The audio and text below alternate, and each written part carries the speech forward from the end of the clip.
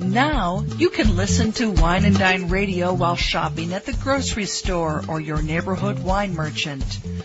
Wine and Dine Radio can be heard using your wireless internet on your cell phone. You're listening to iWineRadio. iWineRadio is a production of Food Tastes Better with Wine on the web at iWineRadio.com. Hey guys, I thank you for listening to iWine Radio, and we are still the only wine channel on iTunes Radio. If you go look under iTunes radio icon and scroll down to News and Talk Directory, and it's listed alphabetically, click on that and the stream comes up immediately. iWineRadio.com, where you can find links to individual guests. And if anyone's interested in advertising or becoming an underwriter or sponsor, please contact us at iWineRadio.com. We really, really appreciate your support. The more support we get, the more conversations I can have with fascinating people around the world, including you. If you have a story to tell that you'd like to share on iWine Radio, go to iWineRadio.com and contact us, and we'll go from there. Hi, my name is Ed Sbragia, and I'm the founder and owner of Sbragia Family Vineyards. We're at 9990 Dry Creek Road in Geyserville, California, actually, but you would get there through Hillsburg on Dry Creek Road. We have a great wine club, which gives great discounts, and a great person who runs the wine club, Peggy Lord, who will pretty much do anything for you. And it's a beautiful facility. We will take wonderful care of you. Come and see us. The drinks are on me.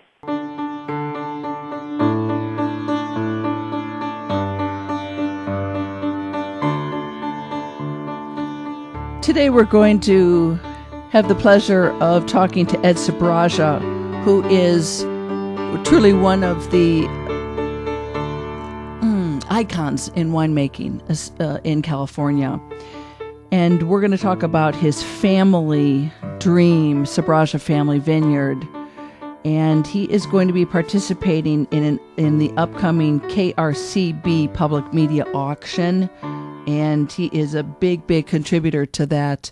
But Ed, if I could start and talk to you about Sbragia Family Vineyard, which now you have, really, when I talked to you years ago about this, you had your son, and as I recall, it was Adam who was involved with making wine with you, but I didn't realize in reading about it on the website that it's your father's legacy to you and your children. Did your father have land or something that he gave you, or how's your father figure into this, if I might ask? Well, I mean, the story starts in 1902 when my grandfather got here, Giulio, and had two children and went back to Italy. But his brother, Fidele, stayed. So the family basically moved into Dry Creek Valley in the early 1900s. After World War I, my father and his brothers came back because there was no food and no work in Europe. And so they came and settled in Dry Creek Valley. And my grandfather had worked at Italian Swiss Colony, which is just very close up in Cloverdale, or Asti, a little town called Asti, very appropriate. And they all got the bug of working in the wine business. My father, Gino, and my uncle Italo started a little winery, but depression did them in.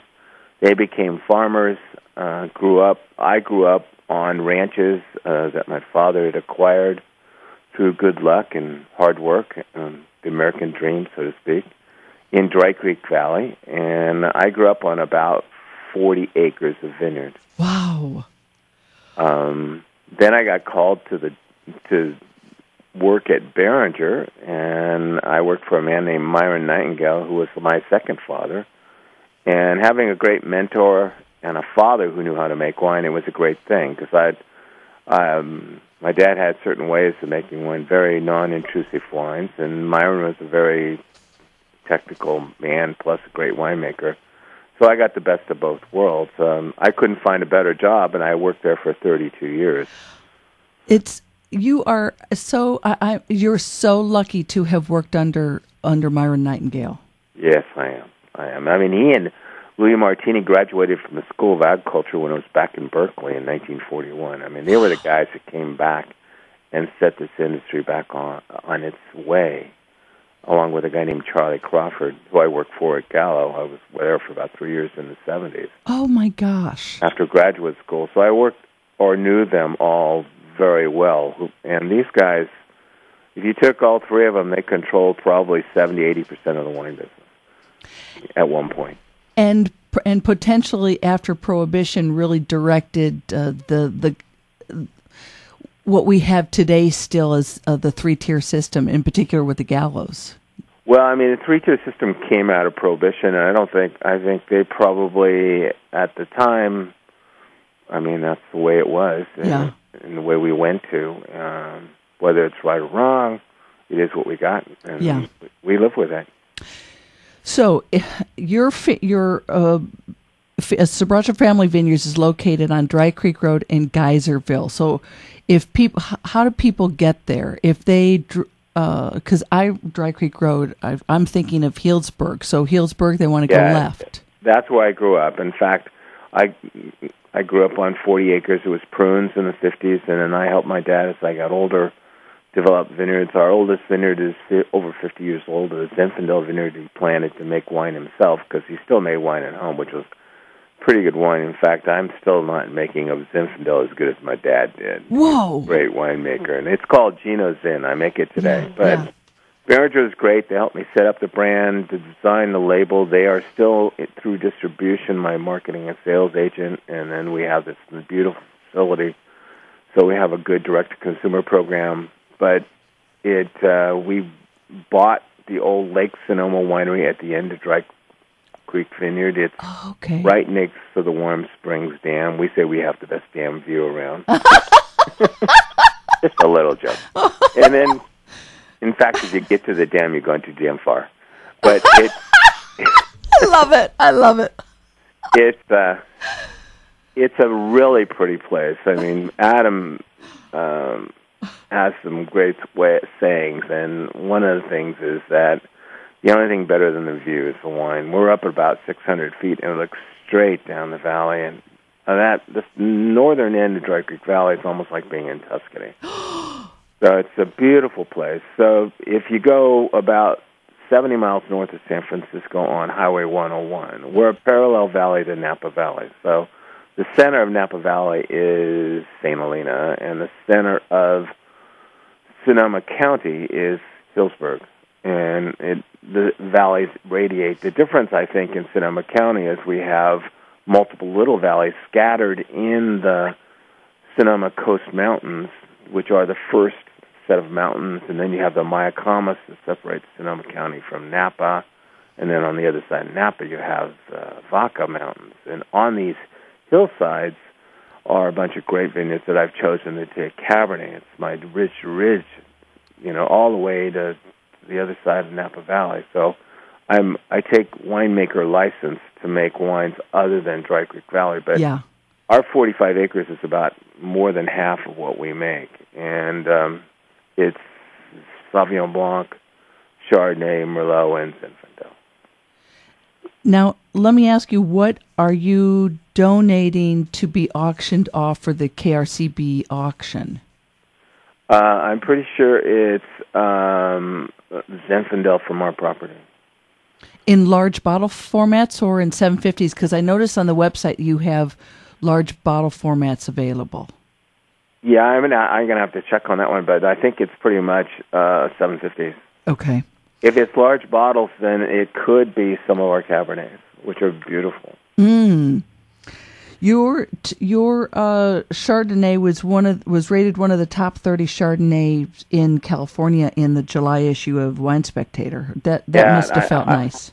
That was great. I mean, it's our 2009 home ranch, which is off the vineyard that I grew up on in Dry Creek Valley, closer to the Russian River. So it's at the southern end, because the cold air in we're in a Mediterranean climate with a very cold ocean. That's why every night it gets to the temperature of the ocean, which is 52 degrees. Ooh. So the bay and the ocean are where cold air comes in. In our case, the Russian River is a conduit, and the dry creek flows into the Russian River. And where that interface is where most of my vineyards are. And then 10 miles away, because the Dry Creek Valley is only 10 miles long and a mile wide, going basically north to south, and then on the northern end is where the winery is, and it's much warmer. The sun clears, and because the fog comes through Russian River and up the valley, so the fog clears from the north to the south. So that's why you have a gradient of almost 10 degrees temperature in any particular day.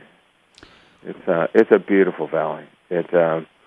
So if we go to Hillsburg, you would take the Dry Creek exit, which is the third exit, and head west underneath the freeway, and then go to the end, pass through a beautiful facility owned by Don Carano, Ferrari Carano, and then I'm a mile and a half past on the right-hand side. Okay. Big blue buildings on the roof and a big sign in black that says Sbragia.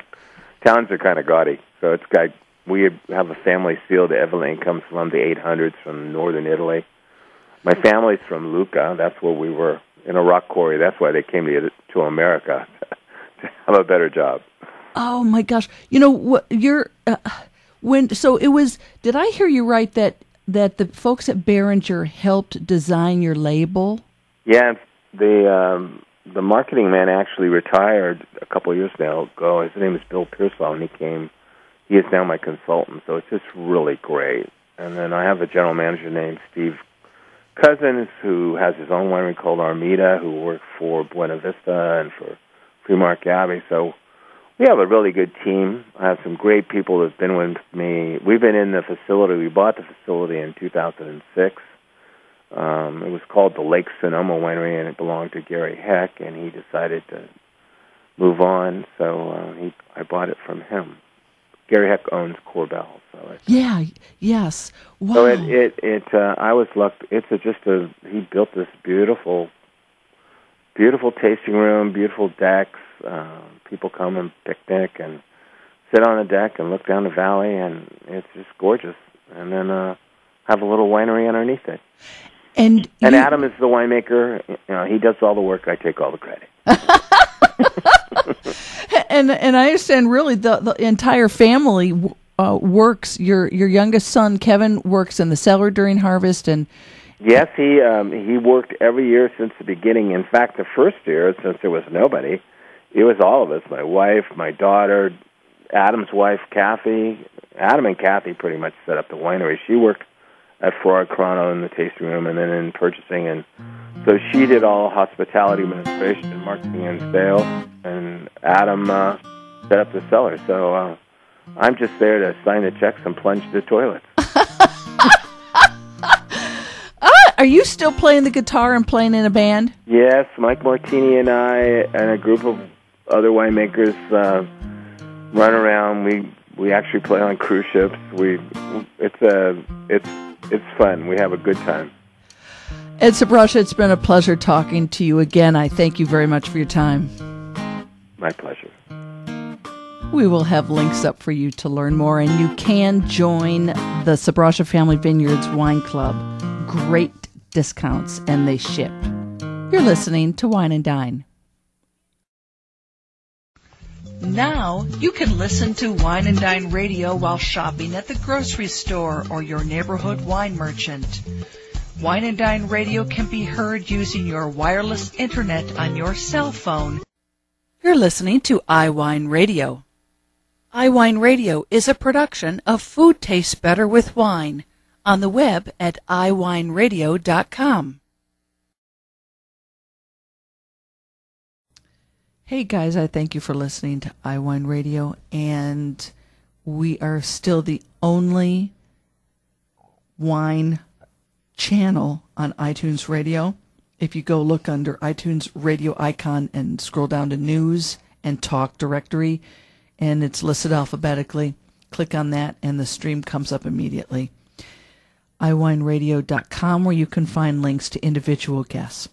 And if anyone's interested in advertising or becoming an underwriter or sponsor, please contact us at iWineRadio.com. We really, really appreciate your support.